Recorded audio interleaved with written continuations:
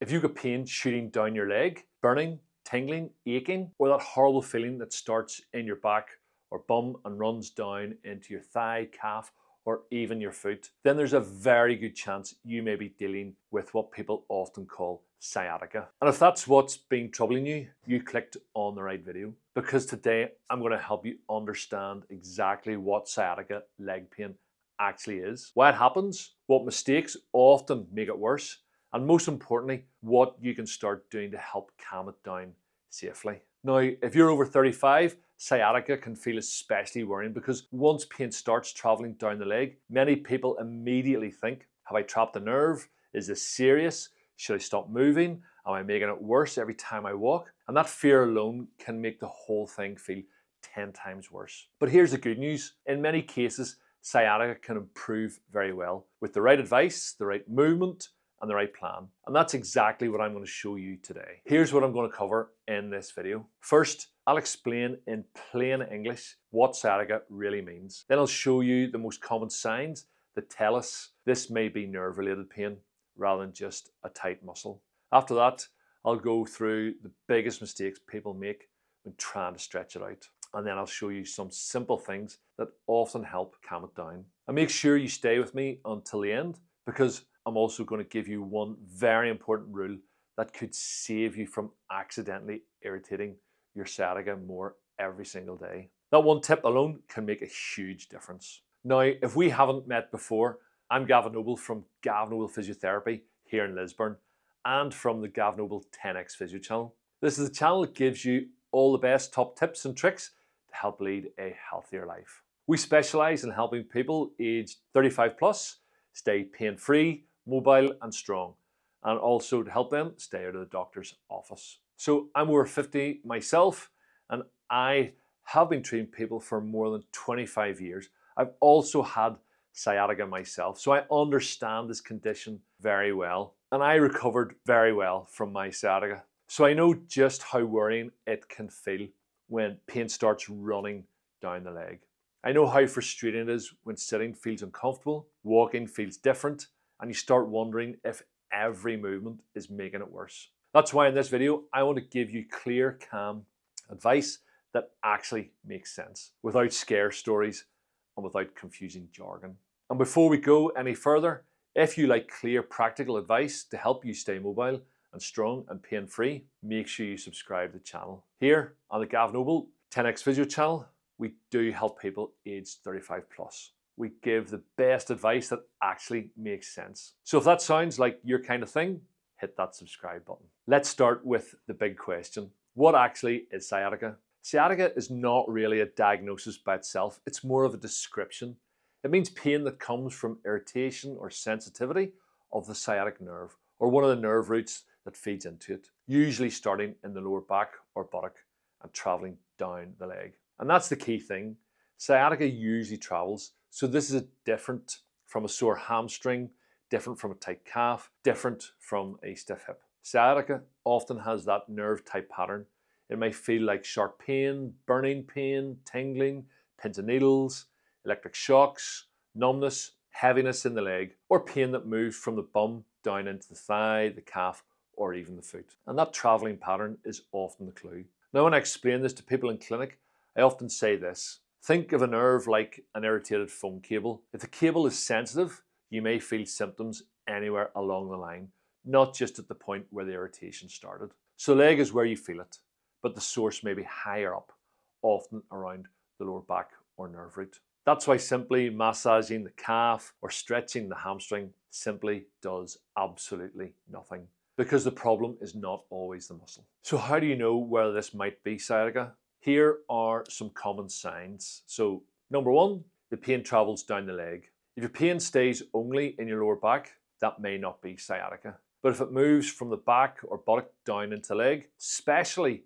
below the knee, that raises the suspicion.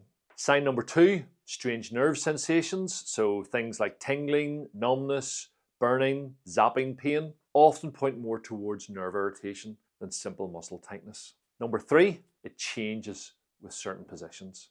Many people with sciatica say sitting too long makes it worse, bending makes it worse, getting out of bed is sore, driving is uncomfortable. Walking sometimes eases it, but also sometimes flares it up if they do too much. That changing pattern actually really matters. Number 4, the leg can feel weak or unreliable. Sometimes people say my leg feels a bit dead, it feels weak, it doesn't feel like I can trust it. Now that doesn't always mean something terrible is going on, but it does tell us the nerve may be involved. And this is where many people get confused, because they think if my leg hurts, I should stretch the leg. But with sciatica, that can be like yanking on an already irritated wire. So it's not ideal. By the way, if this sounds like the type of pain you've been getting, let me know in the comments. Does your pain go into the thigh, calf, or into the foot? And tell me this too. Is it worse with sitting, walking, or first thing in the morning? I always like seeing what people are struggling with because it helps me make videos that are genuinely useful. And also, if you need more help, please feel free to get in touch with us here at Gav Noble Physiotherapy. Also, keep watching because in a moment I'm going to explain one of the biggest mistakes people make with sciatica, and it's the exact thing many people are doing every day, thinking they're helping themselves. And that's really where the trouble starts. Now, let's talk about the mistakes, because this is where people often accidentally make their sciatica angrier. So number 1, stretching aggressively into leg pain. This is a big one. People feel tightness in the hamstring or calf and think, I need to stretch this out. So they prop the heel up, lean forward, pull hard, and sometimes they make the nerve even more irritated. Why? Because nerves do not love being aggressively yanked when they're already sensitive. Gentle movement may help, a hard pull often doesn't. Mistake 2, total bed rest. Years ago, people were often told to lie flat and rest completely. Now, sometimes you do need to ease off for a short while if things are badly flared, but complete rest for days on end often makes the body stiffer, weaker, and more sensitive. Usually the body likes gentle movement, not total shutdown. So mistake 3, panicking every time it hurts. This one is huge. Pain down the leg can feel frightening, and once fear takes over, people start moving less, guarding more, and becoming more and more sensitive. Now, I'm not saying ignore symptoms, of course not, but I am saying that fear can pour petrol on the fire. Mistake 4, doing too much on a good day. This happens all the time. You wake up, feel a bit better and think, right, I'll catch up on everything today. So you do the gardening, you walk miles, lift things, tidy the house, sit too long afterwards. And then that night or the next morning, bang, it flares up again. Sciatica often responds better to steady progress than boom and bust effort. So what should you do instead? Here are a few simple principles that often help calm sciatica down. 1, find positions that ease the leg. For some people, standing and walking gently helps. For others, lying down with the knees supported helps. For some, leaning slightly backwards feels better. For others, a bit of flexion feels easier. The key is this. Notice which positions reduce the leg pain, because that's just really useful information. 2, we're going to use gentle repeated movement rather than forcing big stretches. Try small, repeated, gentle movements. That might be gentle back extensions, knee to chest movements, short nerve glides, short walks. Not all of these suit everyone, but the goal is to find a movement that calms symptoms rather than provoking them. 3, break up sitting. Long periods of sitting often aggravate sciatica. So if you're sitting for work, TV, reading, driving, break it up regularly. Even standing for a minute or taking a short walk to the kitchen can help. 4, aim for better after, not worse after. This is one of my favorite rehab rules.